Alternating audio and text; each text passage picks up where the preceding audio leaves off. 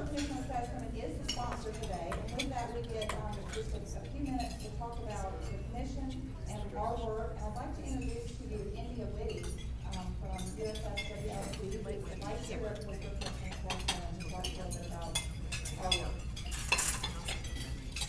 Yvonne, and thank you everyone for this opportunity. As Yvonne shared, the Hillsborough County Commission on the Status of Women is thrilled to be a partner in addressing this very important topic today. The commission is a body of 15 individuals appointed and empowered by the Hillsborough County Commission. Our immediate past chair, Sandy Merman, is here, and we thank you, Sandy, and for all the other commissioners for really important issues in our community. Over the past years, the Commission on the Status of Women has addressed very important topics such as human trafficking, pay equity actually was our topic last year, domestic violence, and this year, earlier this week, we had a countywide convening addressing the grocery gap and hunger, the problem of hunger in Hillsborough County. So we are a very active body. We encourage each of you, if you have an interest in issues that are related or affect women in our community, to reach out to us. We hold a monthly public meeting. If you have any issues that you think that we should address and bring before the County Commission, please see Renee Warnock, our really wonderful staff liaison, who's right over there. And let's get you on the agenda so that we can hear your thoughts and we can develop a plan to address the issues. Thank you very much for your time today. I'm going to bring up Mindy Murphy, and while she's coming up, on your tables is a bio page for each of our panelists. And what we wanted to do, they're going to get a chance to say 60 seconds or less. Cut the mic at 60 seconds. But we wanted to give some framing of why we chose them and what their background is and so on. So if you will take notice of those papers. And Mindy is going to, we've got some ground rules of how we wanted to approach this, and Mindy's going to share those thoughts. Thank you, Yvonne. Too often in discussions regarding gender pay equity, the conversation quickly veers off the path of equal pay for equal work and is conflated with discussions around minimum wage and living wage. Raising the minimum wage to a living wage might help women and children. A record 40% of all households with children under the age of 18 include mothers who are either the sole or primary source of income for the family, according to a new Pew Research Center analysis of data from the U.S. Census Bureau. But history has shown myriad unintended consequences when government decides how the private sector operates. The living wage issue is costly and complex. As the CEO of a mid-sized not-for-profit, I can say with absolute certainty that if the proponents of the $15 per hour minimum wage were to prevail, our charity would need to immediately eliminate an entire program. At least 10 of our 55 full-time staff would lose their jobs. And unless the community dramatically increased donations to us, there's a very real chance our doors would close within a year or two. The living wage issue requires a great deal of thought. In contrast, gender pay equity does not. I firmly believe any company in America could decide today to rectify gender pay inequity within their ranks and could do so without a corresponding increase in operating expense. Correcting pay inequity would require a shift in thinking first, a company-wide commitment to change over a period of several years, and possibly a couple years of flat wages for the gender who has an unfair share of the pie. But, unlike the living wage, pay equity really can be attained without eliminating jobs, increasing operating costs, or destroying the private sector spirit of entrepreneurship and independence, which has made this country so great. That's what we're here to talk about today. Thank you.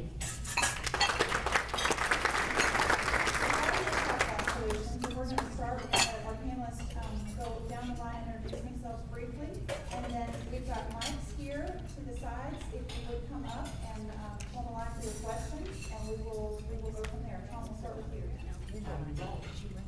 I'm the attorney here. Really don't have any other function but that. Put your mic closer.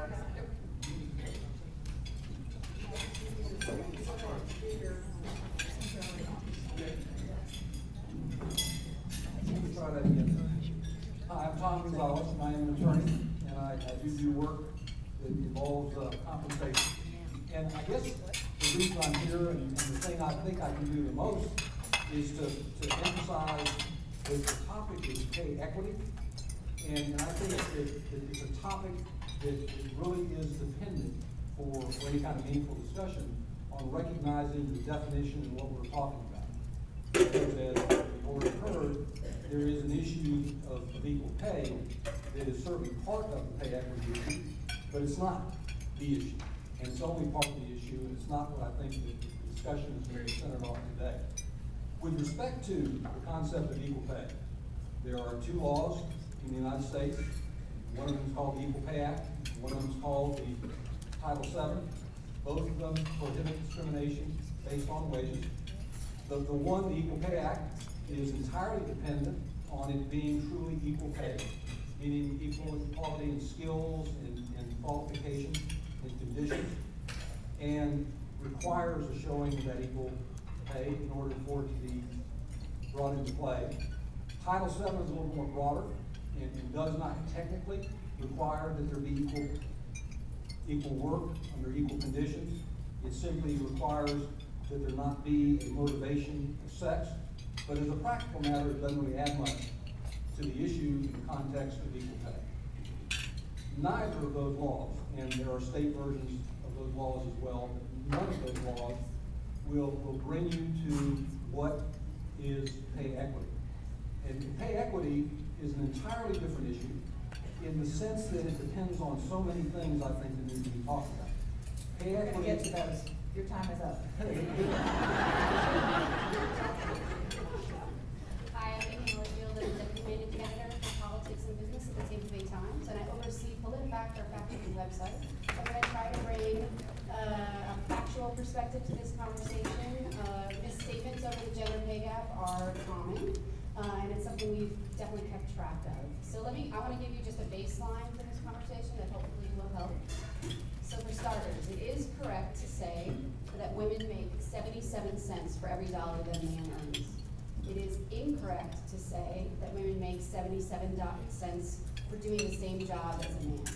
The actual statistic is based on the Census Bureau, which didn't look at specific occupations. It literally looked at what is the average disparity between what women earn and what men earn.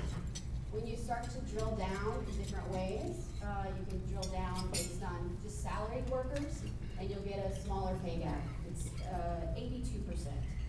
You can go even farther than that and go to hourly wages, where you can bring in part-timers, to people who have different work situations. The pay gap changes them too. It goes to 87%.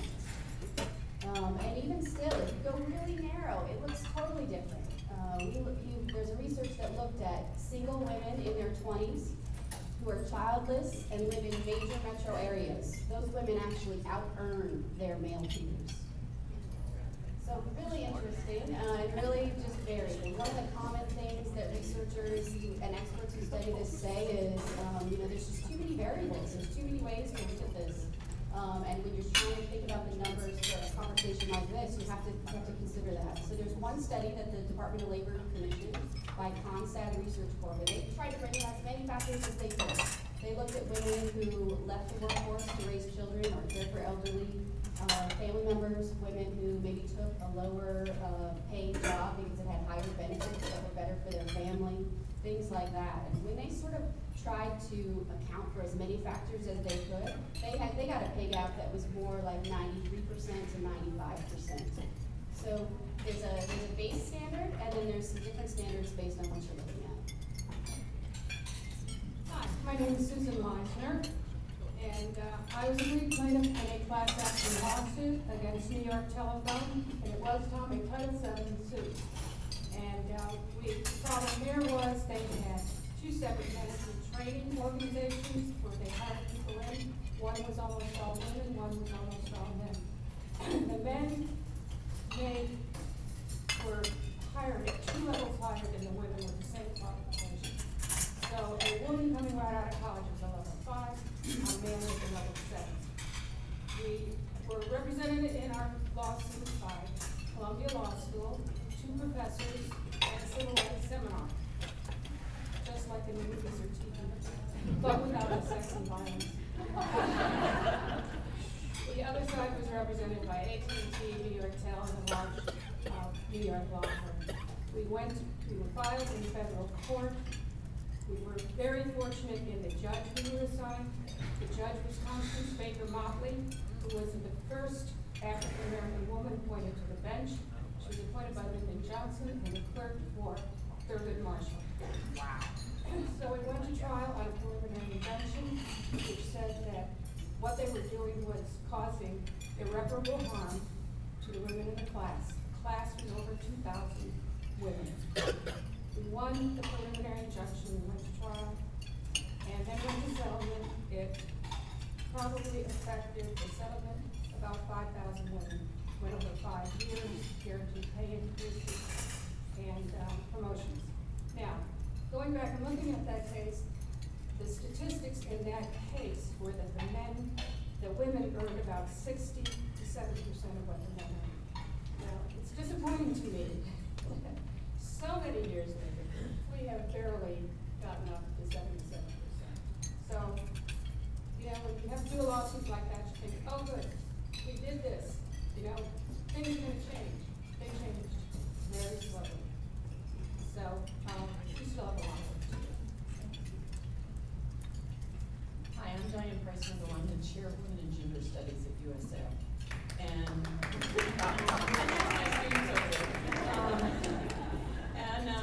one of the things that we do in my discipline is we study explanations for and solutions to problems like this one. So I'm going to actually add to and complicate a couple of the facts that Amy brought up. One is to point out that we do not simply have a gender pay equity gap, we also have a race gender equity gap. Latina and Black women make much less than white women do. Interestingly enough, Asian women do more than white women do. And it is not as simple as saying that there is a gender equity gap, there's also race. We also want to think about some of the explanations and the implications of them. For example, we often, I want to use the word blame women for taking time out to take care of children and to take care of elders. And say, well, they brought the pay equity gap on themselves without thinking about what value it is to our entire economy to have unpaid work taking care of children and elders. So I'm also going to get to issues of solutions because there's actually been a fair amount of research on ways that we could solve the problem, but I'll do that after question and answer. I'm Lauren Taylor, and I'm President and CEO of the National Managed Eye Care Company called Premier Eye Care. And this has been a very important issue to us since we launched the company about 23 years ago. I would like to speak just to it in terms of the very practical things that we've put in place as a company to address the gender pay equity gap. Very briefly, probably the biggest lesson that we've learned is that it takes intention, purpose, and very careful decision making, very deliberate decisions to address this issue within a company. There are 3 things basically that we address on this issue, corporate, company-wide. The first thing is, and it's very common sense, but people pay for an equal job. And obviously we all agree with that. Frankly, when we first started, we thought this would take care of itself because it's so common sense. But what we found was that it didn't take care of itself, and we were finding that there was a gap. And the reason for this was that we discovered a trend, and I want to agree with Diane. It was not just a difference between men and women, but it was also a difference between different groups, persons of color. We found that men were very, white men especially, were very comfortable advocating for themselves when it came to pay increases, benefit reviews, whatever it might be. We found that women and persons of color actually were less comfortable doing that, and they would sit day after day, day in and day out, working very hard. And if we didn't address it, they were very comfortable making the same pay, or at least speak to us about it for years on end. So we do now, the company's now a $100 million company. So we do quarterly reviews where we're looking at many different things, but one of them is pay equity.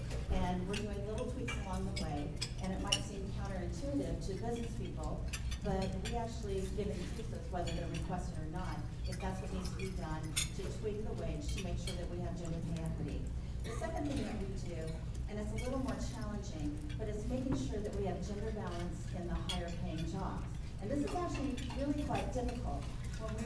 We have customer service, administrative, configuration, IT, finance, and what we found with the candidates that our recruiters were bringing to us were largely women, and the applicants were largely women for the lower paying jobs, and they were largely men for the higher paying jobs.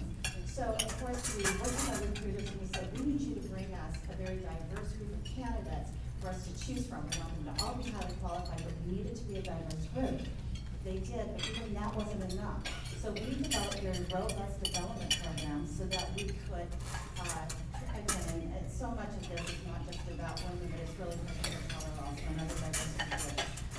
But we would train them so that they were all teed up and ready to step into these higher paying positions when they were available. And then the third and last thing is that we make sure we have a hard line on this, so there is gender balance on every level of leadership, whether it's C-suite, our executive VPs, our directors, our team leads, whatever the gender ratio is in our company, that is reflected in every level of our company. And one last point, I'm happy to talk about this, if it comes up with questions and answers. We do this absolutely because we believe in it and we believe it's the right thing to do. But I have to say it has been a remarkable business strategy. I am absolutely convinced that our success as a business is inextricably linked to our corporate culture. One of the core foundational pieces of our corporate culture is a commitment to pay equity across all lines.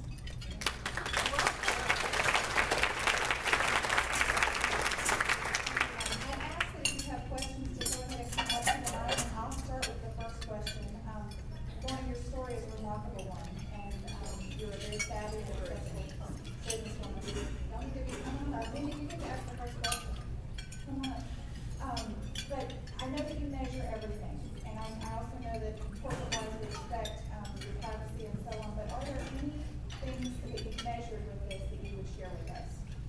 Yeah, it gets a little bit complex, but I will say that because we're basically an IT company, we have so many brilliant minds, and they come up with, it's not me, it's my vision, their implementation, but algorithms and reports that we do by team, and then we do cross-team to look at how we're doing across the board.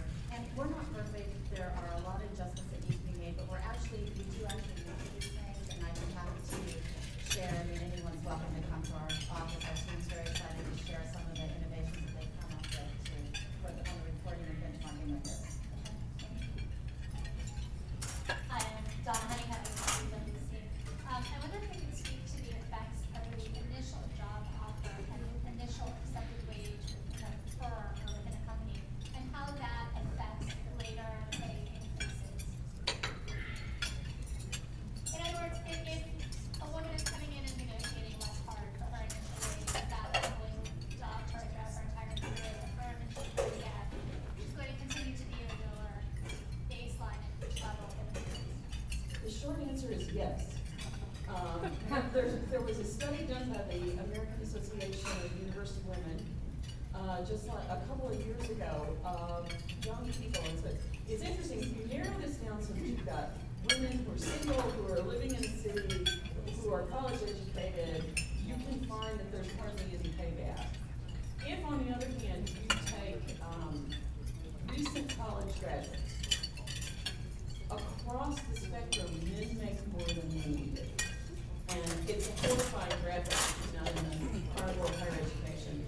It's just absolutely all the way down the line. Now, it's true that if you go to one school, you might, as a woman, make more than a man